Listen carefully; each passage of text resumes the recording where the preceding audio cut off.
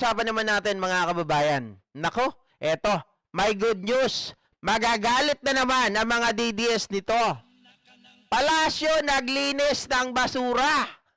Mga kababayan, ito yung plano nating i-content kahapon. Subalit tayo po ay nawala ng internet. Ito nga yung sinasabi ko na mahalagang bagay na napunta itong si Claire Castro na pili ng ating Pangulo, she is a gem. 'Di ba? Kasi itong taong ito palaban, handang sumagot. Ayaw niya mga kababayan na umiral ang fake news at dumami pa ang fake news.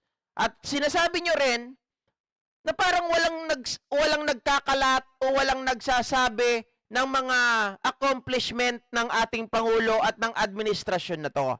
Mga kababayan, sa pagkaupo pa lang ni Atty. Claire Castro, naalala nyo, tayo pa lang po ang nagbalita nung tayo po ay inalis sa gray list. 'Di ba? Sa gray list kung saan po ang Pilipinas ay pinaghihinalaan na isang masasabi natin, nagpupondo raw doon sa mga terorista. Noong panahon ni Digong. Pero sa panahon ni Pangulong Bongbong Marcos, inasikaso at nawala na, naalis na tayo ng tuluyan sa gray list. Ang siste, hindi po natin nalalaman yung mga accomplishment na ganito. Sa mga vloggers nyo pa nalaman. At sa pagkakataong ito, mga kababayan, ay malalaman nyo na rin at syempre sa pangunguna po ni Atty. Claire Castro ay isang accomplishment ang talagang kanila pong tinatayuan o tinitindigan na ginawa ng ating Pangulo ngayon, mga kababayan. Ito po ay hindi natin pwedeng palagpasin. Korni ba na tingnan ninyo, sabihin natin na alam nyo na yan, mga kababayan, pero sabi ko nga, ang mga bagay na to ay dapat hindi po pinapalagpas. Oops, asan ka na? No. Good news po tayo ngayong araw na ito. Dahil sa pagpupursigi ng ating Pangulo ay napatanggal na po ang ating bansa sa Financial Action Task Force Gray List. Ano po ba ang ibig sabihin nito? Financial Action Task Force, mga kababayan, tayo yung nagsusupply daw, tayo yung nagbibigay o tumutulong sa mga terrorist group. Ang sama nun mga kababayan, pinaghihinalaan tayo na kasabwat ng mga terorista. Nakita po ng Financial Action Task Force or FATF ang naging pagtatrabaho ng Administrasyong Marcos na magampanan ang obligasyon para matanggal o mabawasan ang mga gawaing nauugnay sa money laundering at pagpupondo sa terorismo. Ano po ba itong FATF? Isa itong independenteng organisasyon na binubuo ng 39 na miyembro na nagtatakda ng mga international na pamantayan upang labanan ang money laundering at ang propaganda ng terorismo. May mga bansa po na nailalagay sa blacklist or gray list. Kapag blacklist, ibig sabihin ay may significant strategic shortcomings o sobrang kakulangan upang sugpuin ang money laundering at terrorist financing. At kapag nasa gray list, ito ang mga bansang actively working with FATF para ma-improve ang anti-money laundering processes at kailangan na magawa ang mga action plans at rekomendasyon sa natatakdang panahon para maialis sa gray list. Naipasok tayo sa gray list noong Hunyo 2021. Tama ka dyan, Patrick Lopez, parehas tayo na sinasabi. Na palagay ko mga kababayan, yung mga nangyayaring katiwalian, kaya tayo napasok sa gray list na yan, ay dahil po dyan sa Pogo. Dahil, nililink dito yung mga kriminalidad na nangyayari, like po yung mga pagpondo nga raw sa mga terrorist act, ganun din mga kababayan dun sa ginagawa po nila na yung mga tao, halimbawa natatalo sa sugal, ito po ay kanilang inaabdak. Ito ay kinukuha nila. Ito po ay pinapalit nila sa ransom. Kinikidnap, mga kababayan. At sa pagkikidnap na yan, dahil may money involved, ito yung mga pumapasok na pera na hindi natin alam para saan. 'Di ba? Yung naglalabas-masok, kanino ba pinapadala? At yan ay namomonitor po ng task force na yan. Sa pamumuno ni dating Pangulong Duterte. Dahil sa una, kakulangan sa regulatory supervision ng gambling operations. Gambling. Tandaan natin na mayagpag ang mga pogo noon. Pangalawa, weaknesses in the implementation of targeted financial sanctions na kahit may nababalitang anomalya sa mga transaksyon lalo na noong panahon ng pandemya, ay mukhang pinababayaan lamang. Nako po. At pangatlo, delays in the implementation of Anti-Terrorism Act of 2020 na kahit na napakalaki na intel at confidential funds noon. Nailagay nga tayo sa gray list noong 2021 matapos matukoy ng international watchdog na 18 na kakulangan na dapat matugunan ng gobyerno para labanan ang money laundering at terrorism financing sa bansa. Pero dahil ipinag-utos ng ating Pangulo through the Executive Order No. 33 na kumilos agad-agad upang matanggal ang ating bansa sa gray list, nakita ng FATF ang improvements ng Pilipinas patungkol sa money laundering and terror financing controls. Napakalaking accomplishment po ito ng ating Pangulo na matanggal nga ang bansa sa gray list. Kapag ka po ang bansa ay nailista sa gray list, mahihirapan po ang ating mga OFW sa kanilang mga remittances. Pati na po ang transaksyon finansyal ng bawat isa o ng bansa ay maaari pong hindi payagan. Mahihirapan din po tayo. At ano yung bad effect nito, mga kababayan, kapag mga OFW natin, kaya yung ginagawa ni Maharlika, remember po mga ka-GPnatics, di ba itong si Maharlika dati nagpapakalat na kayong mga OFW daw ay wag na kayong magpadala ng pera dito sa Pilipinas. Pinipigilan nito yung pag-ikot ng ekonomiya natin. 'Di ba? At may masamang epekto 'yan, mga ka-GPnatics. Hindi yan basta-basta kapag halimbawa walang pumapasok na pera sa atin galing sa ibang bansa. Sa ekonomiya, ito ay magpapababa. Hindi maganda.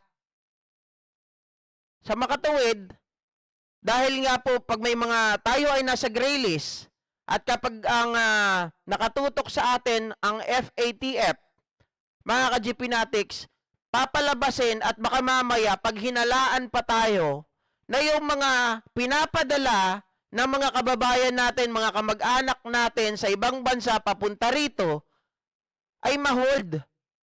At syempre kapag na-hold yan, paano yung mga pamilya ninyo? Huwag na lang sa ekonomiya. Paano yung mga pamilya ninyo?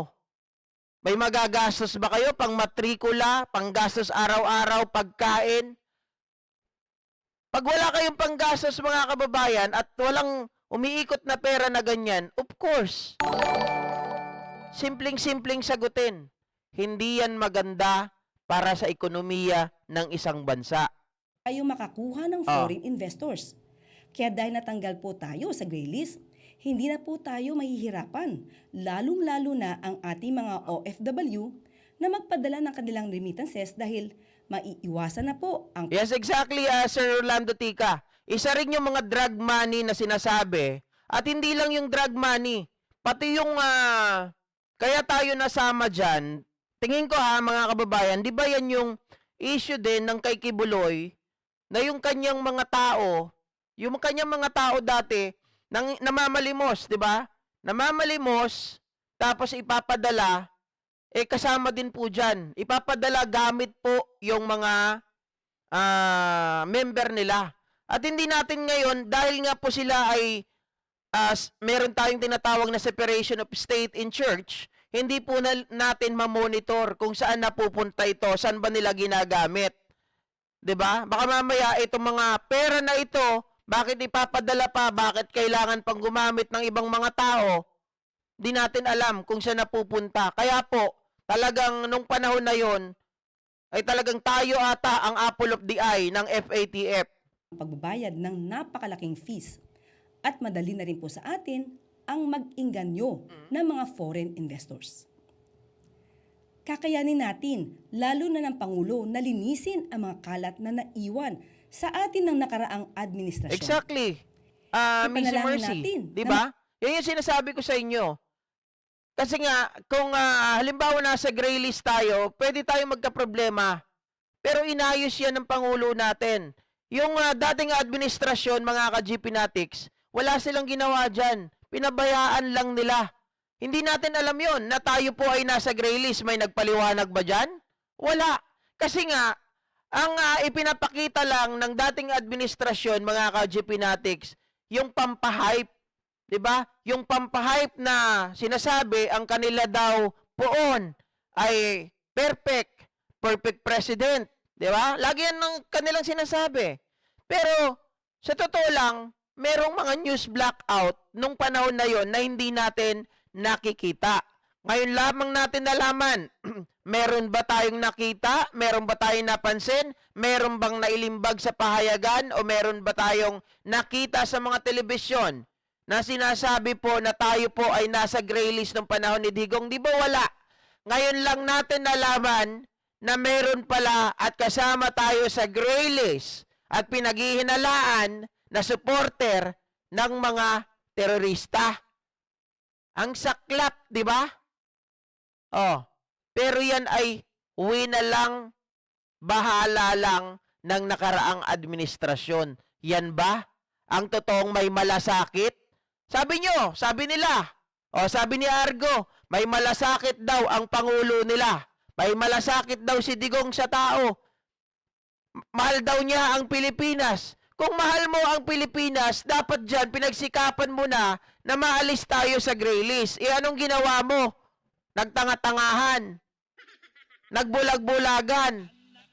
Tuloy pa rin ang transaksyon sa Pogo. Hindi nyo nga minomonitor saan ba nanggagaling.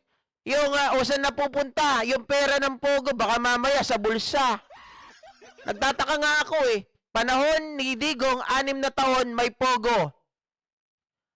Ilang bilyon lang o trilyon ang nakuha. O yung taxes nila. Samantalang si Pangulong Bongbong Marcos, yung 6 na taon ni Digong, yung mga taxes ng Pogo, 2 taon lang ni Pangulong Bongbong Marcos. Ano nangyari? Ha? Naibubulsa ba? Sabi ni Sharon, correction daw, hindi yun nagtanga-tangahan kasi kinukurakot nila. Correct. Diba?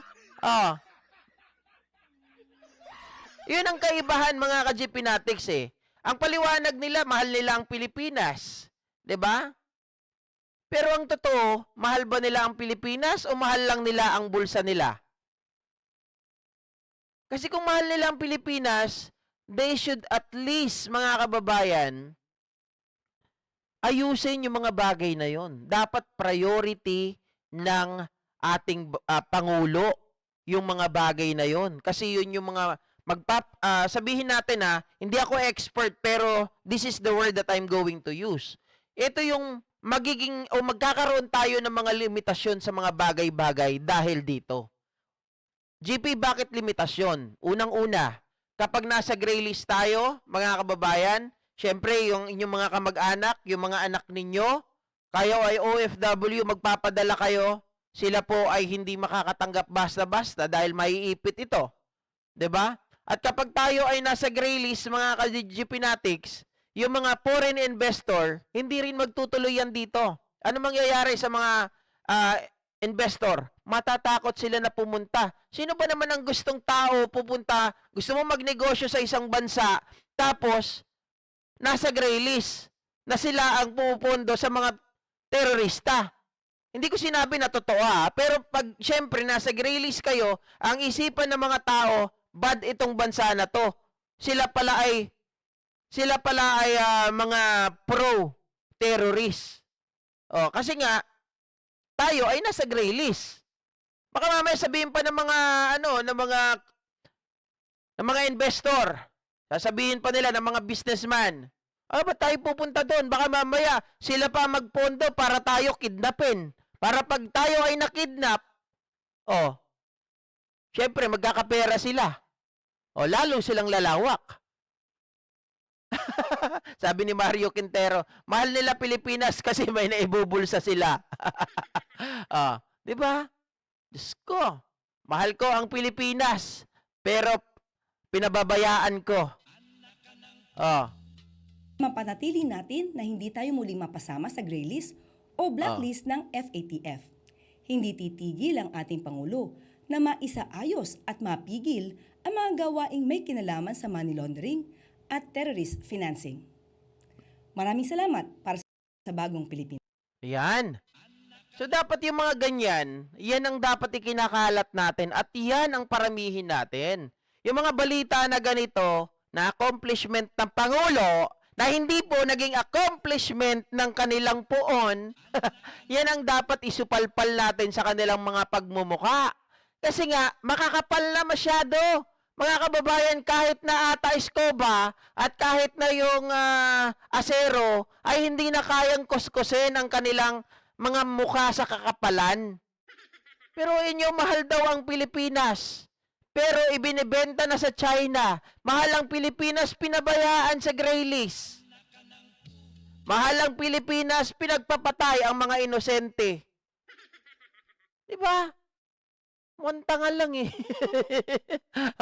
Ito naman, mga kababayan,